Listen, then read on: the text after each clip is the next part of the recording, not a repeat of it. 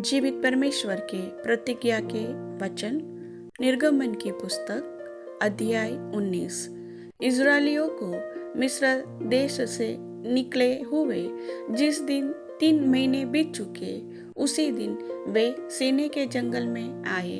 और जब वे रपीदीम से कूच करके सीने के जंगल में आए, तब उन्होंने जंगल में डेरे खड़े किए और वहीं पर्वत के आगे इजरायलियों ने छावनी डाली। तब मूसा पर्वत पर परमेश्वर के पास चढ़ गया और यहोवा ने पर्वत पर से उसको पुकार कर कहा, याकूब के घराने से ऐसा कह और इजरायलियों को मेरा यह वचन सुना। तुमने देखा है कि मैंने मिस्रियों से क्या क्या किया।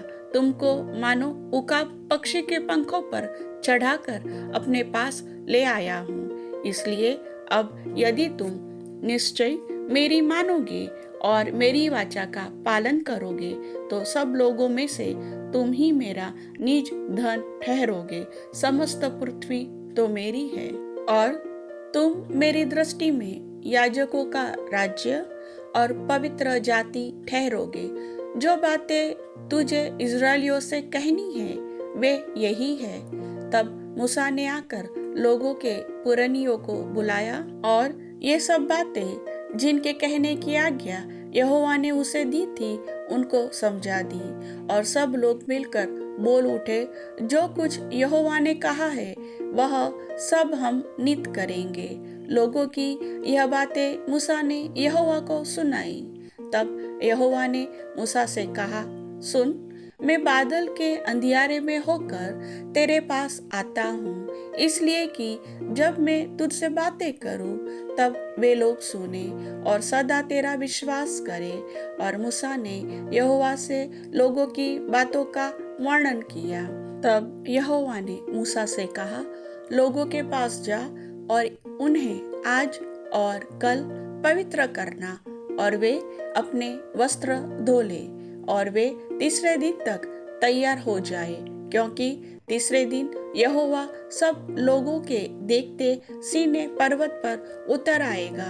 और तू लोगों के लिए चारों ओर बाड़ा बांध देना और उनसे कहना, तुम सचेत रहो कि पर्वत पर न चढ़ो और उसकी सीमा को भी न छुओ, और जो कोई पहाड़ को छुए वह निश्चय मार डाला जाए। उसको कोई हाथ से न छुए, जो छुए उस पर पथराव किया जाए या उसे तीर से छेदा जाए। चाहे पशु हो चाहे मनुष्य, वह जीवित न बचे। जब महाशब्द वाले नरसिंगे का शब्द देर तक सुनाई दे, तब लोग पर्वत के पास आए।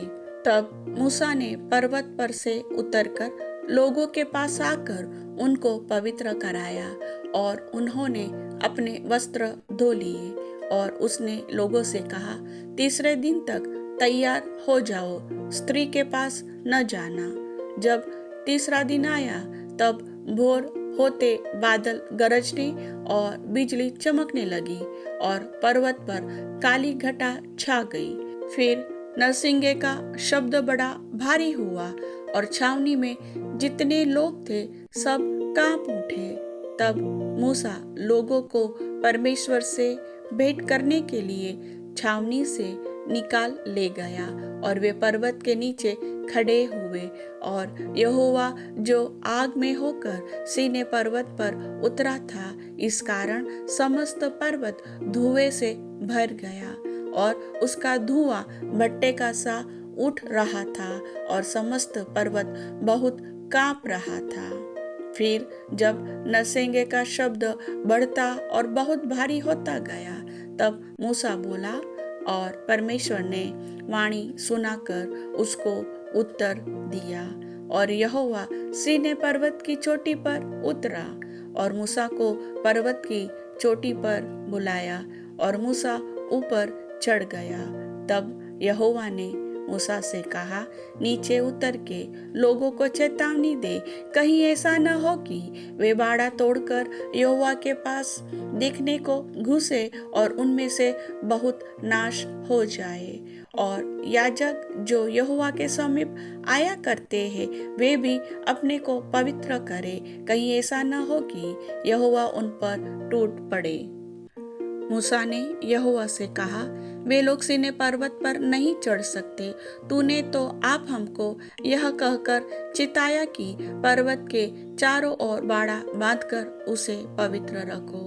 यहोवा ने उससे कहा, उतर तो जा और हारून समेत तू ऊपर आ, परंतु याजक और साधारण लोग कहीं यहोवा के पास बाड़ा तोड़कर न चढ़ाए, कहीं ऐसा न हो कि वह उन पर टूट पड़े।